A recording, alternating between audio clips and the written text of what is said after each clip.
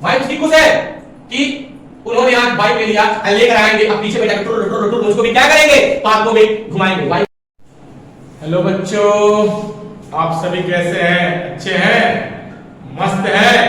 चलिए आज आपको अकाउंट में हम पढ़ाते हैं डिप्रिसिएशन। क्या होता है ये डिप्रिसिएशन? हिंदी में बोलते हैं ह्रास। ये कब आता है, अब क्यों लगता है? देखो, ह्रास का मतलब होता है मेरी किसी भी स्थायी संपत्ति यानी फिक्स एसेट्स की जो मूल्य में कमी आती है उसी को हम लोग बोलते हैं डिप्रिसिएशन।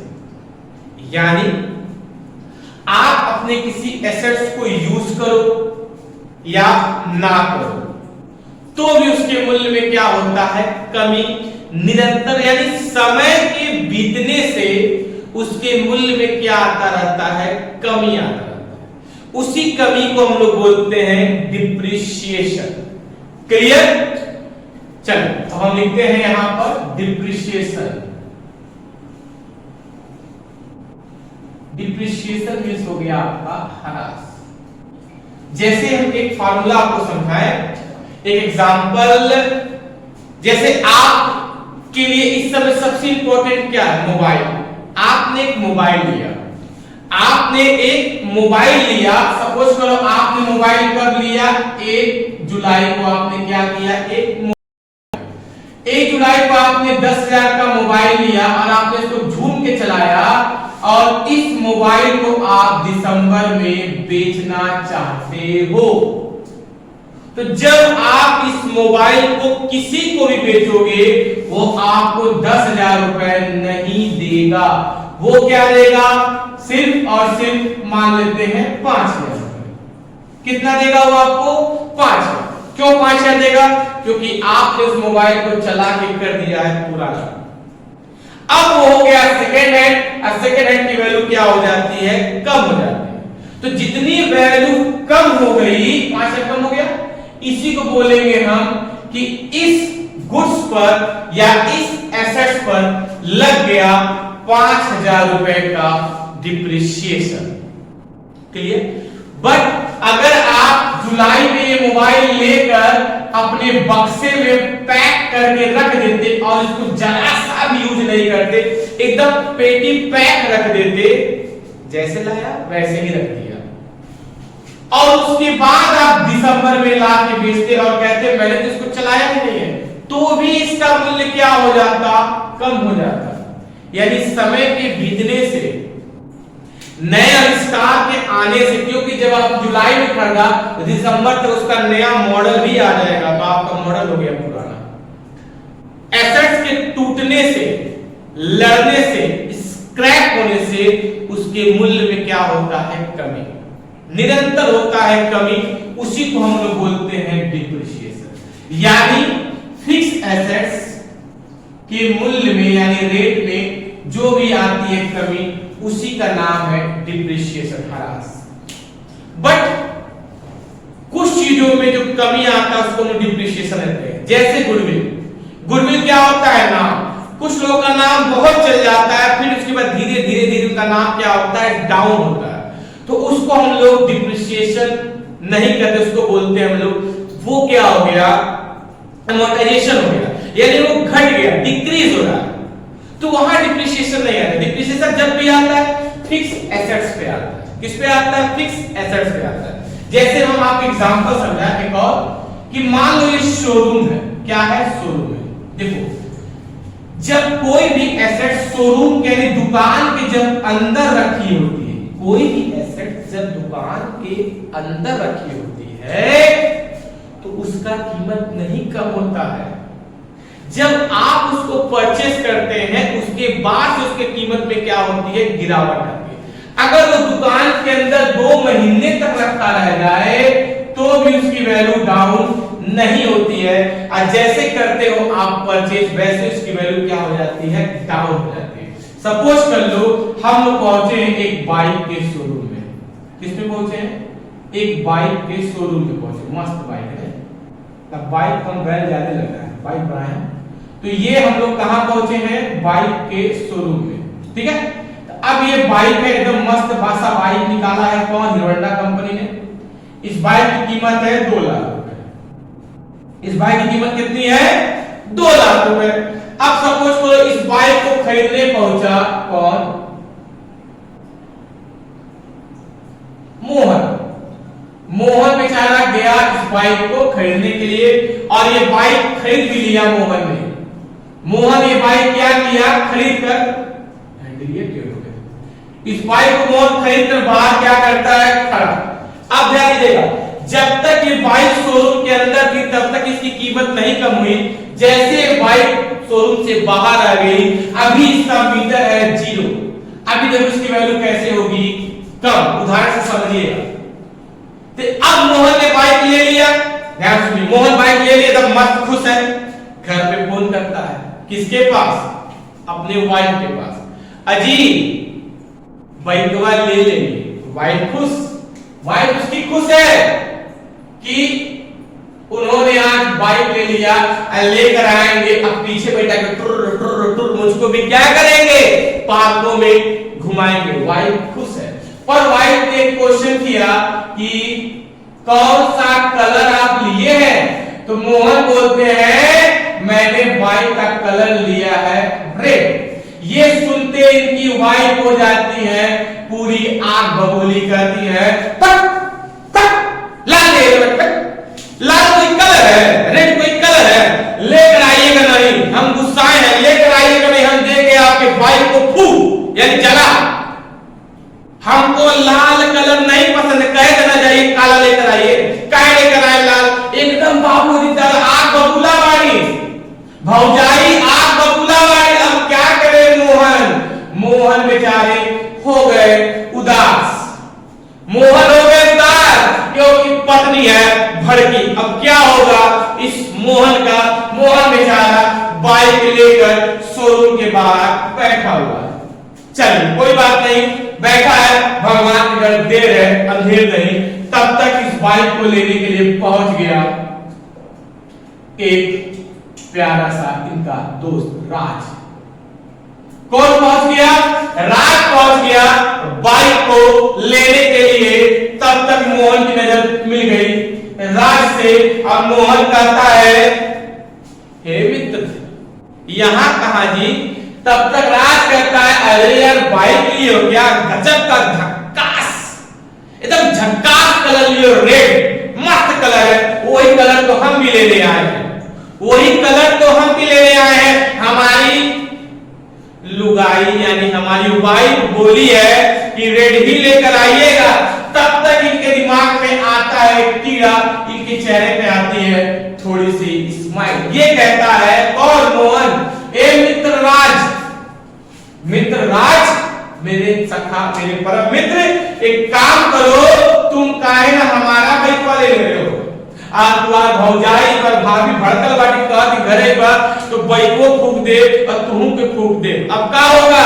तो मोहन कहते हैं राज से हे मेरे सखा, हे मेरे परम मित्र, काहे ना बाइक बा हमार ले ले हो? अब 2 लाख रुपया हमको दो, चलो हम जाके ब्लैक कलर ले लेते हैं। तुम्हारी वाइफ भी खुश, हमारी वाइफ भी खुश, मेरे पास ब्लैक, तुम्हारे पास रेड। क्या दिक्कत है? मीटर तो 0 है क्योंकि बाइक तो सिर्फ बस शोरूम के बाहर खड़ी हुई है। भाई ध्यान दीजिएगा बात पर, ध्यान देना मेरे मित्र बात पर। दोस्त कितना भी सखा, दोस्त कितना भी परम मित्र क्यों ना हो, अगर कॉमर्स पढ़ा है तो चूना जरूर लगाएगा। याद रखिएगा, कॉमर्स पढ़ा है तो चूना जरूर लगाएगा। और राज तो पढ़ा है एमकॉम, मास्टर ऑफ कॉमर्स किया है। राज कहता है अरे वाह क्या बात है, कोई बात नहीं मेरे मित्र, कोई दिक्कत नहीं है। तुम्हारी बाइक हम ले ले रहे हैं और तुम चलो हम तुमको खरीदवा देते हैं ब्लैक कलर। बट ये बाइक कितने में हमको दोगे? इनका हो जाता है होश गुल। कहता कितने लोगों, क्या मतलब है भाई?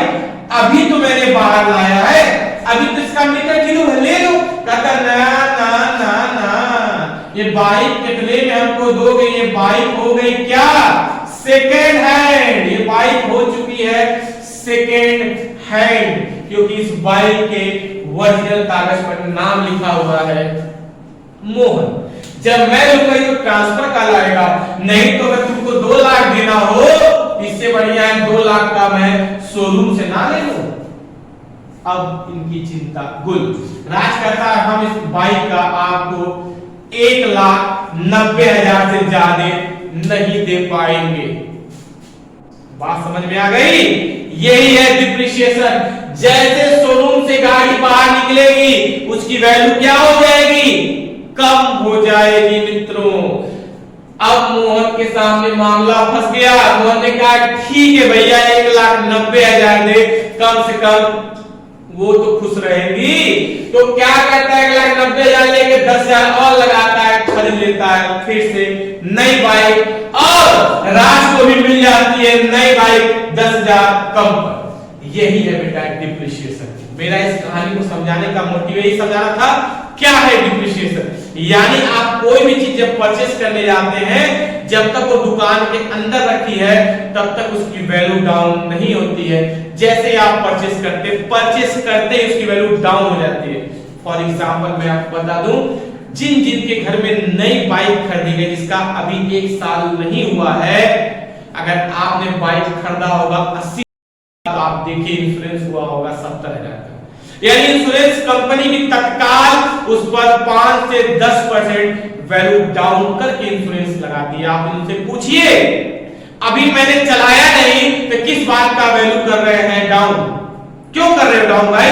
अभी तो आप शोरूम के अंदर इंश्योरेंस करते हो और फिर उसका कर दे रहे हो वैल्यू डाउन क्यों? मैंने तो अभी चलाया नहीं, ये तो पुरानी नहीं हुई है, ये तो अभी नई बाइक है। पर ये नियम है कि उसकी वैल्यू तत्काल, यानी आप खरीदे, आपके नाम से गाड़ी हुई, गाड़ी शोरूम के अंदर ही खड़ी है, जैसे हुई आपके नाम से वैसे हो जाती है उसकी वैल्यू डाउन। चलिए अब इनकी बाइक भी खुश, इनकी बाइक भी खुश। उम्मीद है आपको समझ में आ गया होगा क्या होता है डिप्रिशिएशन, ह्रास। ये है ह्रास की थ्योरी। अब आते हैं कैसे लगाते हैं डिप्रिशिएशन। तो देखो बेटा डिप्रिशिएशन को लगाने के 19 मेथड है। कितने मेथड है? 19 से 20 मेथड है, पर प्रचलन में है सिर्फ 6। यानी आपको बुक में क्वेश्चन दिए गए होते हैं सिर्फ 6 पैटर्न पर, और 6 में सबसे फेमस है 2। एक का नाम है फिक्स, एक का नाम है फिक्स मेथड, और दूसरे का नाम है डिमिनिशिंग मेथड। फिक्स मतलब होता है स्थायी विधि और डिमिनिशिंग मतलब होता है क्रमागत विधि। और जो बचे 4 उसको जानने के लिए मेरा देखते रहिए वीडियो। अब वो 4 मैं आपको नेक्स्ट बताऊंगा डिप्रिशिएशन के नेक्स्ट पार्ट में। ये है डिप्रिशिएशन का आज फर्स्ट पार्ट, जिसमें मैंने सिर्फ आपको बताया थ्योरी। इसके आएंगे कम से कम 2-4 और पार्ट्स। बेटा पूरे पार्ट्स को देखिएगा, फिर डिप्रिशिएशन का सवाल आपसे कभी होगा नहीं गलत। आपको पता है ना मैं थोड़ा थोड़ा पढ़ाता हूं, इकट्ठा मुझे पढ़ाना नहीं पसंद है। एक साथ एक ही दिन सब बता दीजिए तो हो जाता है सर पर से सब बाउंस। आज बताते हैं हम आपको 2 मेन फार्मूले, यानी इसके 2 मेन मेथड, फिक्स मेथड और डिमिनिशिंग। फिक्स मतलब स्थायी, इसके कई नाम हैं, ओरिजिनल, स्ट्रेट लाइन मेथड, कई नाम हैं। डिमिनिशिंग का बैलेंस मेथड। फिक्स मतलब होता क्या है इसको मैं बताऊंगा विस्तार से नेक्स्ट वीडियो में। अगला वीडियो मिस मत करिएगा, अभी बस हम समझाते हैं फिक्स और डिमिनिशिंग क्या है। फिक्स मतलब होता है स्थायी। किसी भी एसेट, मान लो किसी एसेट की कीमत है 1 लाख और उस पर लग गया 10% डिप्रिशिएशन, हो गया 10,000, तो हर साल 1 लाख का 10% होता है 10,000 रुपए। तो 10,000 का डिप्रिशिएशन फिक्स कर दिया जाता है और उस मशीन पर हर साल 10,000 डिप्रिशिएशन क्या करते हैं, लगाते हैं। ये चेंज नहीं होता है। और डिमिनिशिंग का मतलब है कि आज 1 लाख का 10% हो गया 10,000, तो 10 घट गया तो इसकी वैल्यू कितनी हो गई? यानी इसकी वैल्यू अगले साल हो गई 90,000। 1 लाख का 10% घटा कितना हो गया? 90,000। तो जब फिर वो अगले साल चलेगा तो 90 का 10% निकालेंगे, आएगा 9,000, इसकी कीमत हो गई 81,000। फिर जब ये चलेगा तो फिर इस पर लगाएंगे 8100, यानी ये हमेशा उसके प्रेजेंट वैल्यू पे लगता है। फिक्स एक बार लग गया वही बार बार आता है, और डिमिनिशिंग हमेशा एसेट्स के वर्तमान मूल्य पर लगता है। इसमें होते हैं फार्मूले, फिक्स में होते हैं 2, डिमिनिशिंग में होता है 1। फार्मूला देखने के लिए नेक्स्ट वीडियो जरूर देखिएगा। तो उम्मीद है आपको समझ में आ चुका होगा क्या है डिप्रिसिएशन, और डिप्रिसिएशन में कौन कौन से होते हैं फार्मूले, वो नेक्स्ट वीडियो देखना मत भूलिएगा। और उस फार्मूले के अंदर क्या होता है फार्मूला, सारे मेथड, सारे फार्मूले मैं क्लियर करूंगा नेक्स्ट वीडियो में। अभी के लिए ये सिर्फ था डिप्रिसिएशन का थ्योरी। उम्मीद है ऐसी थ्योरी आपको फिर कभी नहीं मिली होगी। तो बच्चा लोग समझ में आया होगा तो लाइक सब्सक्राइब करना मत भूलना, और मां भगवती की कृपा से कर दो शेयर कि सभी बच्चों के पास पहुंचे ऐसी जबरदस्त थ्योरी, महेश सर की थ्योरी। ओके बच्चा लोग, थैंक यू, जय हिंद, जय भारत।